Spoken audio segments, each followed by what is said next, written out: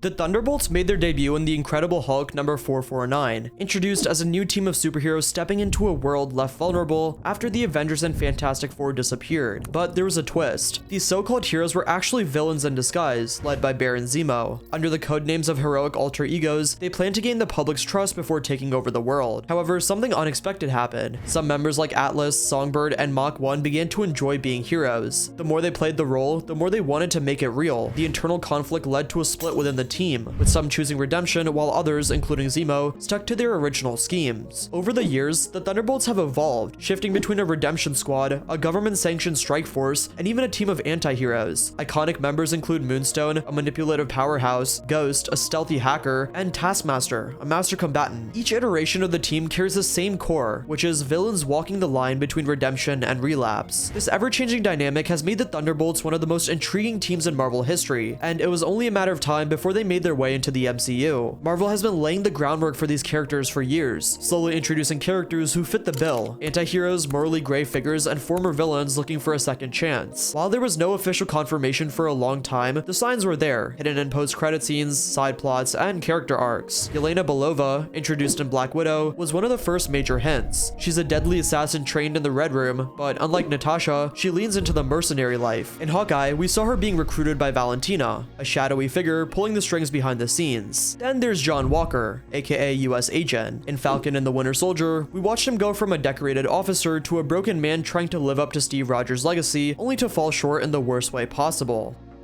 But Val wasn't about to let him go to waste. She gave him a new title, a new purpose, and a fresh start under her command. Taskmaster, introduced in Black Widow, also fits the Thunderbolts mold as an elite fighter, once a weapon of the Red Room, now free but directionless. And of course, there's a lot of other characters. For example, Bucky, who we've seen for a long time. The only common thread between these characters is Valentina, and she shows up just at the right moments, recruiting those who don't fit the traditional hero mold. She's building something big. And given Marvel's history, that's not by accident. The MCU's Thunderbolts won't just be a group of villains playing hero. They'll be complicated, unpredictable, and walking the fine line between redemption and control. And with Val pulling the strings, you know it's only a matter of time before things get messy. With all the build-up, the confirmation of the Thunderbolts team was a significant moment for the MCU, solidifying the potential of this complex group. The Thunderbolts were officially confirmed by Kevin Feige at San Diego Comic-Con, marking a major milestone for the franchise. Fans had been speculating for years, piecing together clues from various movies and shows, but hearing Feige say it out loud made it very real. The announcement was met with excitement, but also skepticism. Marvel had built up a reputation for delivering epic team-ups, but the Thunderbolts weren't the Avengers or the Guardians of the Galaxy. This was a squad of anti-heroes, former villains, and morally gray characters. People who weren't heroes, just helping because they had no choice. Which raises the question, can Marvel truly pull off a team like this? As the initial buzz settled, the reaction to Thunderbolts became more divided. When the movie was first announced, the response was all over the place. Some fans were excited.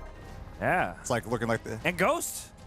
updated Ghost look. Let's go. But others weren't sure what to make of it. A team of anti-heroes and former villains? Cool in theory, but without a clear direction, people were not sure. This uncertainty fueled the anticipation, leaving fans eagerly speculating on what the final product would look like. Then the leaks, casting details, and plot rumors started rolling in, and people were less and less excited. The project had everyone's attention in the worst way possible. People were conflicted on the team-up, and the fact that Red Hulk wasn't involved. There was also gripes with 3 of the characters in particular. The Red Guardian, who was a wasted character in Black Widow, Ghost, who was a wasted character in Ant-Man 2, and even Taskmaster, who was also wasted in Black Widow, were all a part of the team, which was kind of disappointing. I mean, imagine if the OG 6 Avengers had 3 of the characters being disliked by fans. A few months after this though, the trailer came out, and there's a massive shift in direction. The trailer guys put together like an incredible piece that really understands what the movie is about. Going through something that isn't maybe normally what you would expect in a superhero movie. Marvel has released multiple Thunderbolts trailers, and they didn't waste any time letting us know who the real villain is. Sentry, or more accurately, the Void. From the very first moment, we see New York City in total chaos. Buildings collapsing, people screaming, and an ominous, shadowy force consuming everything in its path. And then we see him, the Void. Not a hero, not a conflicted man trying to fight his dark side, just pure, villainous destruction. The trailers gave us a terrifying glimpse of Sentry's power, and it's nothing short of a nightmare. One of the most chilling moments shows people being shaved into nothingness, their bodies dissolving into shadows. This is Umbra Kinesis, Darkness, a power from the comics that gives Sentry full control over darkness itself. But that's not all. He also has biokinetic powers, meaning he can manipulate organic matter at will. In short, he's not just strong, he can erase you from existence in ways that go beyond brute force. And despite all of that, he still has a ton of other abilities, making him a Superman level threat unlike anything the MCU has faced in the past. So how do the Thunderbolts stop something like this? That's the big question. We see Yelena and Bucky leading the team, both clearly out of their depth. Taskmaster and US Agent try to hold their ground, but what's brute strength against a being that can rewrite reality? Even Red Guardian, usually the comic relief, looks genuinely afraid. Then there's Valentina. At one point in the trailer, she drops a chilling line: "The Avengers aren't coming."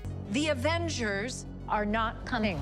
That alone tells us how hopeless this fight is. The world's strongest heroes aren't here to save the day. This time, it's up to a team of misfits and killers. And with the Winter Soldier trying to hold the team together, it's clear that this mission is way bigger than any of them ever expected. Thunderbolts is that there is a real clear take and perspective on these characters. In the end, obviously, we want to make a big universal movie. This shift in focus is further highlighted by one of the most significant leaks surrounding Thunderbolts, the film's reported runtime, which is said to be over 2 hours and 20 minutes long. This indicates that the movie wasn't heavily cut during post-production, unlike Captain America: Brave New World, where key scenes, such as the president's funeral, were entirely omitted. Fans are relieved by the extended runtime, as it suggests that filmmakers had enough time to develop the story. The buzz surrounding Thunderbolts has been overwhelmingly positive so far. There have been no major reshoots or script rewrites, which is often a red flag in the world of blockbuster films. Marvel's ability to avoid behind-the-scenes issues and keep the film's vision intact is a promising sign, especially after the rocky production of recent films. Instead of scrambling to patch things up, the film appears to be progressing smoothly towards its release, with a strong sense of direction. Test screenings for Thunderbolts have also been a major success. The film has reportedly scored incredibly high with audiences, and Marvel even called it the highest scoring test screening of any movie in Phase 5. Obviously, not the highest bar, but that's still a relief. This kind of early praise is rare, and highly encouraging for the studio. Fans and critics are already looking forward to the action-packed storyline, but more importantly, the character-driven dynamics that are central to the film. Building on the momentum, Thunderbolts has the potential to redefine what it means to be an anti-hero in the MCU. Previous stories like the Winter Soldier and Loki push the boundaries of the traditional hero mold, showing the flawed, complex characters that can hold their own and resonate with fans. Bucky Barnes and Loki prove that anti-heroes could be just as captivating as classic heroes, opening the door for more morally gray characters in the MCU. With so much riding on this film, Marvel really needs Thunderbolts to deliver. After a series of recent missteps like Captain America: Brave New World, Ant-Man and the Wasp: Quantumania, and The Marvels, there's a growing sense of uncertainty amongst fans about the MCU's direction. The franchise has struggled to find its footing post-Endgame, and Thunderbolts could be the critical turning point. Fans are hoping this movie will reignite the magic that made the MCU a global phenomenon, bringing back the stakes, action, and character-driven storytelling that made the previous film so compelling. If Thunderbolts succeeds, it could mark the start of a new era for the MCU. The pressure is on, but the opportunity is huge. If the film nails this, it could shift the entire landscape of the franchise and reshape how audiences view heroism and morality in superhero storytelling.